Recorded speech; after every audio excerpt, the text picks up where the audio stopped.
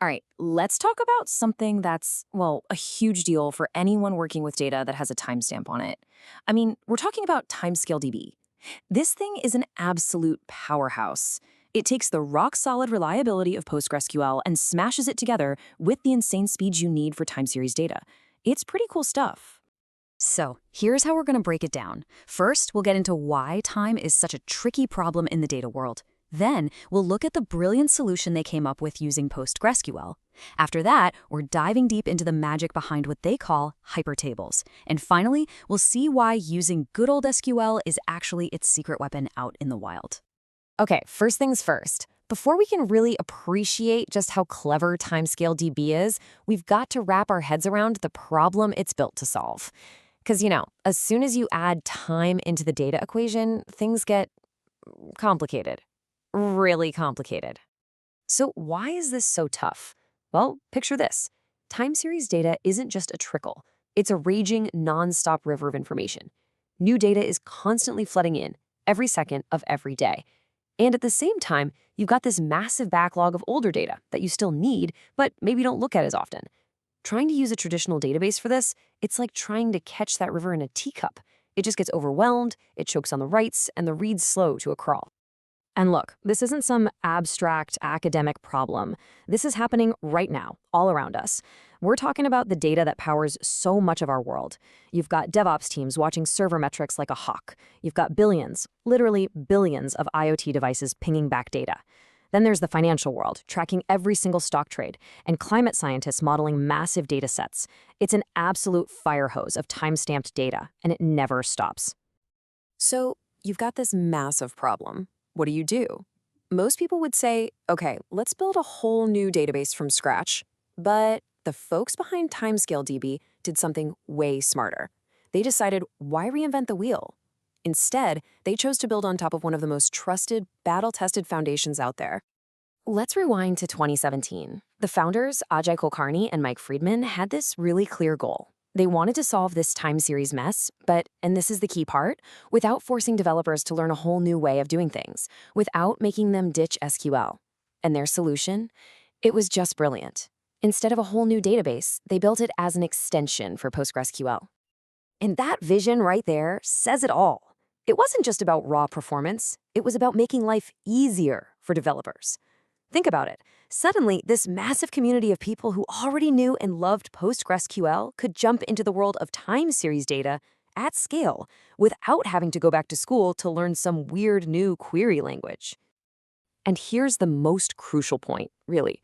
By building on Postgres, TimescaleDB instantly inherited decades of stability, reliability, and a massive ecosystem. From day one, people could trust it. Why? Because it was standing on the shoulders of a giant that was already running critical stuff all over the world. That's a huge head start. Okay, so now for the really cool part. Let's look under the hood. How does TimescaleDB actually do all this? The secret sauce, the real magic, is something called a hypertable. Now, when you as a developer look at a hypertable, it looks and feels exactly like a regular old SQL table. Simple, right? But behind the curtain, it's doing something incredibly clever. Think of it like a self-organizing filing cabinet. It automatically takes all that incoming data and sorts it into neat, tidy little folders, which they call chunks, and it does this mostly based on time. So here's how it works in practice. Step 1, you just write your data to what looks like one big table, the hypertable. That's it. Step 2, behind the scenes, TimescaleDB is silently taking that data and splitting it into those manageable chunks, maybe one for each day or each week. And then step 3, and this is genius. As those chunks get older and you don't need them as often, it can automatically compress them. This saves a ton of space and keeps your newest, hottest data super fast. But wait, there's more. On top of that core idea, you get these other amazing power-ups. Things like continuous aggregates, which basically pre-calculate your dashboards so they load in a flash. You're not just storing data, you're making it ready for analysis. And of course, you get all the SQL goodness you'd expect. Joins, indexes, you name it. Plus, they've added a whole suite of special functions just for time series stuff, like magically filling in missing data points. Okay, so we've seen how it works. But now for the big question. So what?